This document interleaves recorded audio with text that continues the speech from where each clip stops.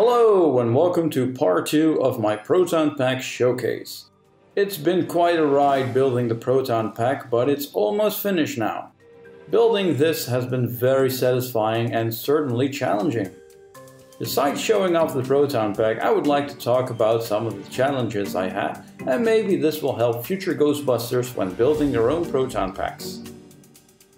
Okay, so the current state is a mostly completed Proton Pack. Things I still need to do are adding the lenses to the cyclotron and the power box, installing the electronics from Ninja Tunes, and add the spacers to the Alice frame. The neutron wand is also still in pieces, but this will be covered in part 3.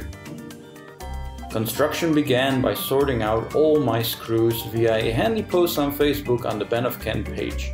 I can highly recommend you do this for efficiency. I also washed all the resin parts to clear out all the resin particles and dust.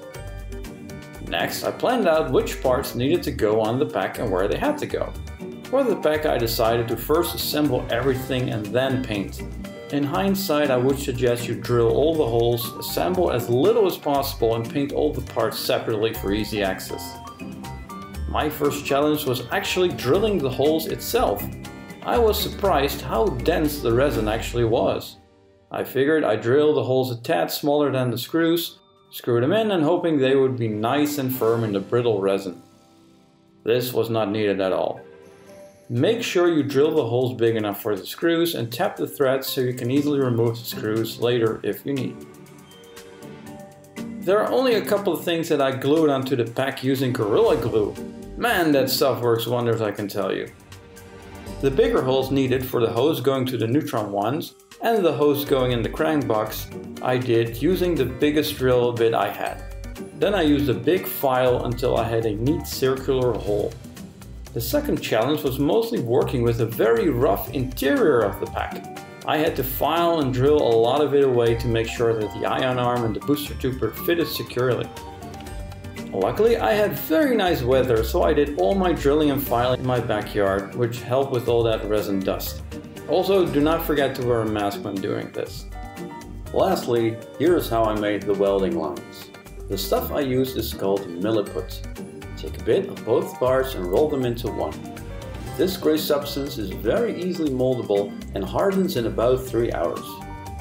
I used a screwdriver to create the welding lines and to bunch up the milliput around the area that needs to be welded. This is what it looks like when it hardens.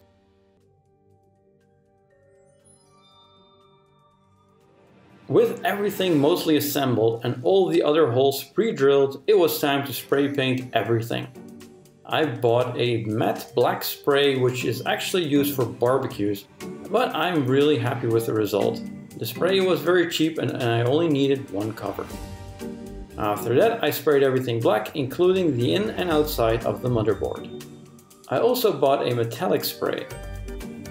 This was used on the pack for the top of the clipboard and the shock mount. With everything nice and black, it was time to add all the wiring. All the wiring was cut to size and glued onto the outlets. I'm not happy with the 2 small wires on the iron arm, which are all creased. For some reason I didn't get them to bend evenly. Something I will want to revisit, but it'll do for now. The next challenge was certainly the ribbon cable. The GB1 cable is of very high quality and sturdy, but it doesn't bend very well. I'm not happy with it yet with the current position, but I can easily remove it and do it again. For the sake of this video, I decided to leave it as it is for now. Lastly, I added the vinyl stickers, which was easy to do. There are a lot of references on the internet to show exactly where they need to go. So this is my pack so far.